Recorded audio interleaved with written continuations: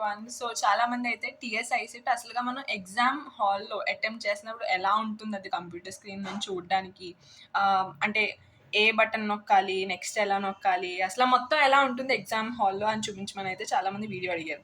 So అది ఈరోజు నేను మీకు క్లియర్‌గా స్టెప్ బై స్టెప్ ఏది ఎలా నొక్కాలి, నెక్స్ట్ ఈ బటన్‌కి మీనింగ్ ఏంటి, ఈ కలర్‌కి మీనింగ్ ఏంటి అంటే మొత్తం స్క్రీన్ మీద అది ఎగ్జామ్ హాల్‌లో ఎలా ఉంటుందో అది క్లియర్‌గా చూపిస్తాను ఈరోజు. So step by step just చూడండి.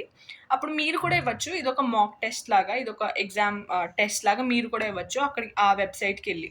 సో ఇది టీఎస్ఐసెట్ అఫీషియల్ వెబ్‌సైట్‌లో ఉన్నదనమాట. అంటే ఇది ట్రస్టెడ్, మీరు నమ్మొచ్చు ఇది. ఎందుకంటే అది అఫీషియల్ అనమాట. So let's start. Okay. So మీరు ఇలాగ టీఎస్ ఐసెట్ అఫీషియల్ వెబ్సైట్ అని చెప్పి ఫోన్లో కానీ ల్యాప్టాప్లో కానీ కొడితే ఫస్ట్ వస్తుంది చూడండి వెబ్సైట్ ఐసెట్ టీజీసీహెచ్ఈ అని. ఆ వెబ్సైట్కి వెళ్ళండి. నేనైతే మీకు వెబ్సైట్ అంటే ఈ మాక్ టెస్ట్ అనేది ల్యాప్టాప్లో లేదా కంప్యూటర్లోనే అటెంప్ట్ చేయమని చెప్తాను. ఎందుకంటే అప్పుడే మీకు ఎగ్జామ్ ఫీల్ వస్తుంది. సో మన వెబ్సైట్లోకి వెళ్ళిన తర్వాత కొంచెం కిందకి స్క్రోల్ చేస్తే ఇక్కడ అన్నీ మనకి కనిపిస్తాయి ట్యాబ్స్. ఆ ఇన్ఫర్మేషన్ అనే ట్యాబ్లో కిందకి వచ్చేస్తే లాస్ట్లో మనకి మాక్ టెస్ట్ అని ఉంది చూడండి. ఆ మాక్ టెస్ట్ని మీద క్లిక్ చేయండి. సో అది క్లిక్ చేసిన తర్వాత మనకి మొత్తం ఎగ్జామ్ సెటప్ ఎలా ఉంటుందో ఓపెన్ అయిపోతుంది. సో ఎగ్జామ్లో మీకు ఇలాగే ఉంటుంది. అక్కడ క్యాండిడేట్ నేమ్ దగ్గర మీ పేరు ఉంటుంది. మీ పేరు ఏదైతే ఉంటుందో అది ఉంటుంది. తర్వాత ఇక్కడ లాగిన్ దగ్గర వాళ్ళు చెప్తారు, ఎగ్జామ్ ఇన్విజిలేటర్ చెప్తారు ఏమేమి వేయాలో ఇందులో, మీ రోల్ నెంబర్ కానీ పాస్వర్డ్ ఏంటో వాళ్ళే చెప్తారని. So don't worry. అదంతా వేసిన తర్వాత సైన్ ఇన్ మీద నొక్కాలి మీరు. సో సైన్ ఇన్ చేసిన తర్వాత ఇప్పుడు ఎగ్జామ్ ఇన్స్ట్రక్షన్స్ అనేవి మనకి కనిపిస్తాయి.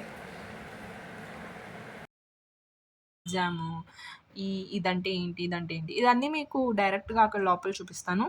అండ్ దెన్ సో ఇప్పుడు కిందకి వెళ్ళిపోయి మనం ఇవన్నీ అవి ఇన్స్ట్రక్షన్సే అనమాట. నెక్స్ట్ నొక్కండి. సో ఇక్కడ మనకి మళ్ళీ ఇన్స్ట్రక్షన్సే, కాకపోతే జస్ట్ ఏంటంటే అదే ఈ మార్క్స్ అన్నీ మీకు చూపిస్తారు సెగ్రిగేషన్. ఇక్కడ ఇప్పుడు మీరు లాంగ్వేజ్ అనేది సెలెక్ట్ చేసుకోవాలి, ఇంగ్లీష్ కానీ తెలుగు కానీ. సో ఇంగ్లీష్ సెలెక్ట్ చేస్తున్నాను. అండ్ ఇక్కడ ఒక చెక్ బాక్స్ ఉంటుంది, అది నొక్కిన తర్వాతే మీకు ఈ బటన్ అనేది ఎనేబుల్ అవుతుంది. ఐఎమ్ రెడీ టు బిగిన్ అన్న బటన్ అనేది ఎనేబుల్ అవుతుంది. సో ఈ చెక్ బాక్స్ అనేది మీరు టిక్ పెట్టుకోవాలి. ఓకే.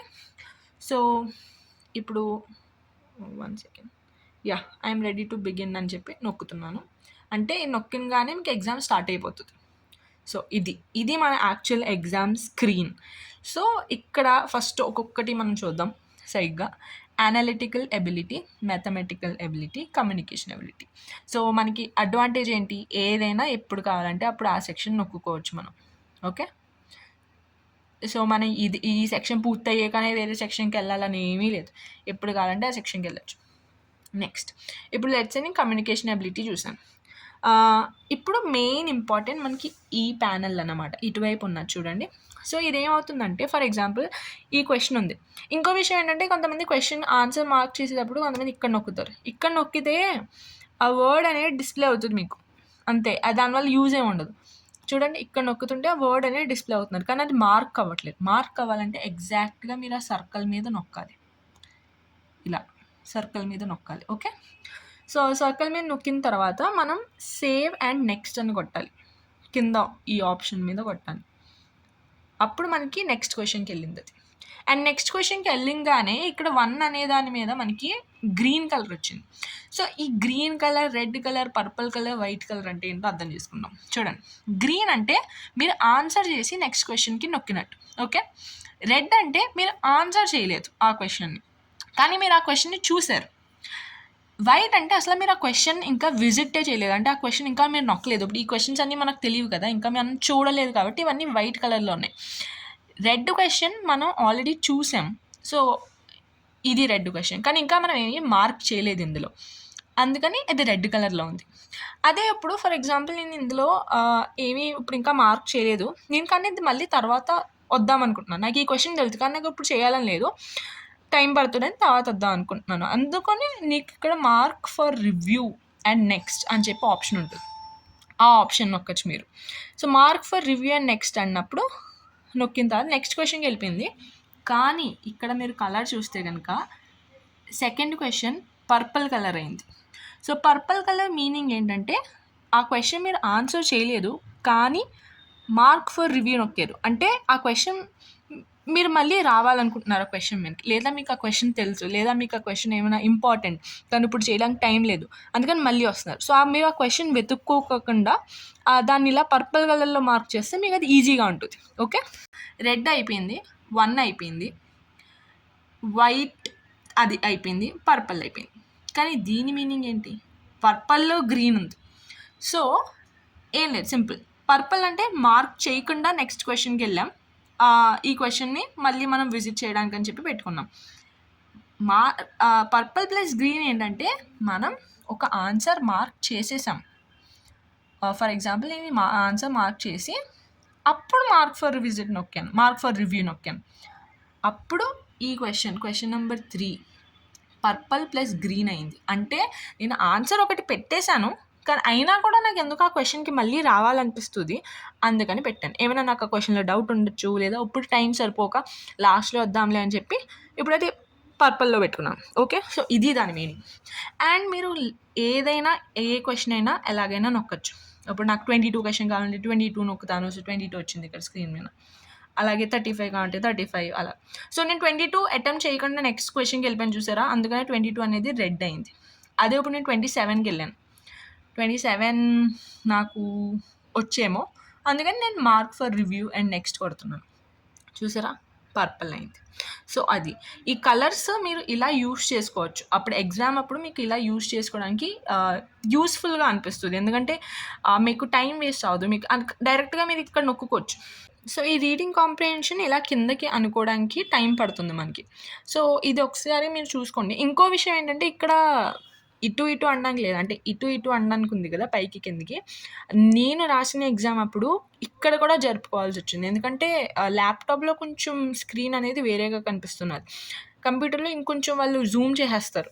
సో ఇక్కడ కూడా జరుపుకోవాల్సి వచ్చింది. సో అది ఏమవుతున్నదంటే జరుపుకోవడానికి టైం అనవసరంగా వేస్ట్ అవుతున్నది. సో అది కొంచెం మీరు చూసుకోండి, ఆ స్క్రోల్ చేయడం, మౌస్ ఎలా స్క్రోల్ చేయాలో అవన్నీ.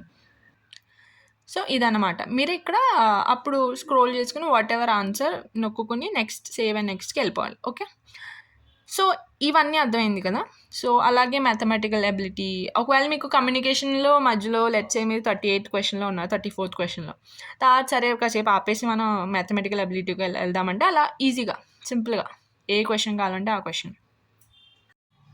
ఓకే, సో ఇంకోటి ఏంటంటే మీరు క్లియర్గా చూస్తే కనుక ఇక్కడ ఐ అనే బటన్ ఉంది కదా, ఒక్కొక్క సెక్షన్ తర్వాత ఐ అనే బటన్, ఐ మీద నొక్కినప్పుడు మనకి ఆన్సర్ మనం ఆ సెక్షన్లో ఎన్ని చేసాం, ఎన్ని క్వశ్చన్స్ మనం ఆన్సర్ చేయలేదు, ఎన్ని క్వశ్చన్స్ అసలు మనం విజిటే చేయలేదు, ఇవన్నీ మనకి ఇక్కడ నంబర్స్ కనిపిస్తాయి అన్నమాట. ఇప్పుడు కమ్యూనికేషన్ అబిలిటీలో ఇందాక మనం చూసినట్టు మనం 2 ఆన్సర్ చేసి 7 ఆన్సర్ చేయలేదు, ఇన్ని మనం అసలు విజిటే చేయలేదు, ఇవన్నీ మనకి కనిపిస్తాయి అన్నమాట. ఓకే, అండ్ ఇంకోటి ఇక్కడ ఇన్స్ట్రక్షన్స్, ఐ మీద ఇక్కడ మళ్ళీ ఇన్స్ట్రక్షన్స్ అని నొక్కితే మీకు మళ్ళీ మొత్తం ఇన్స్ట్రక్షన్స్ అనేవి స్క్రీన్ మీద కనిపిస్తాయి అనమాట. ఇది మనకి అనవసరం అనుకోండి, కానీ I'm just giving you all the information, అంటే స్క్రీన్ మీద ఉన్నాయి అన్నీ మీకు చూపిస్తున్నాను. అండ్ దెన్ ఇంకోటి ఇక్కడ క్వశ్చన్ పేపర్ అని ఉంది. సో ఇక్కడ ఏమవుతుందంటే ఈ క్వశ్చన్ పేపర్ మొత్తం మీ క్వశ్చన్ పేపర్ ఒకేసారి కనిపించేస్తుంది. సో మీరు అంటే ఇక్కడ ఈజీగా స్క్రోల్ చేసుకుంటూ వెళ్ళొచ్చు. ఒకవేళ మీకు అక్కడ బటన్ నుంచి బటన్ క్వశ్చన్ నొక్కుకోవాలి వెళ్ళాల్సిన అవసరం లేకుండా ఇలా మీరు అంతా చూసేసుకోవచ్చు క్వశ్చన్. రీడింగ్ కాంప్రిహెన్షన్ మీరు ఇలా కూడా చదవచ్చు. ఓకే, ఎందుకంటే ఏమవుతున్నదంటే కొంతమంది ఇలా స్క్రోల్ చేసుకుంటూ ఇలా సైడ్కి స్క్రోల్ చేసుకుంటూ జరుగుతారు. సో అలా కాకుండా మీరు రీడింగ్ కాంప్రిహెన్షన్ ఇలా ఇక్కడ నుంచి కూడా చదవచ్చు, మొత్తం ఒకేసారి కనిపిస్తుంది మీకు. అండ్ సో ఇదనమాట. సో ఇక్కడ ఇలా సెపరేట్గా బటన్స్ నొక్కుంటేనే కదా మీకు క్వశ్చన్స్ కనిపిస్తాయి, అదే క్వశ్చన్ పేపర్లో అయితే మీకు మొత్తం క్లియర్గా కనిపించేస్తుందని. సో ఇదే అండి బేసిక్గా, ఇదే మొత్తం అన్నీ అయితే చెప్పేశాను ఇందులో ఉన్నది. లెట్స్ గో టు సబ్మిట్ ఎలా చేస్తామో చూద్దాం. సో సబ్మిట్ అనే బటన్ నొక్కుదాం. అండ్ ఇప్పుడు మీకు ఫైనల్గా ఇక్కడ కూడా మీకు క్లియర్గా కనిపిస్తుంది అనలిటికల్లో ఎన్ని క్వశ్చన్స్ మీరు ఆన్సర్ చేశారు, ఎన్ని ఆన్సర్ చేయలేదు, ఎన్ని మార్క్ ఫర్ రివ్యూ పెట్టారు, ఎన్ని ఆన్సర్ చేసి మార్క్ ఫర్ రివ్యూ పెట్టారు, ఎన్ని అసలు విజిటే చేయలేదు, ఇవన్నీ కూడా ఇక్కడ మీకు సబ్మిట్ చేసే ముందు కనిపిస్తుంది అనమాట. సో ఇక్కడ ఎస్ అని ఓకే, ఎస్ ఓకే,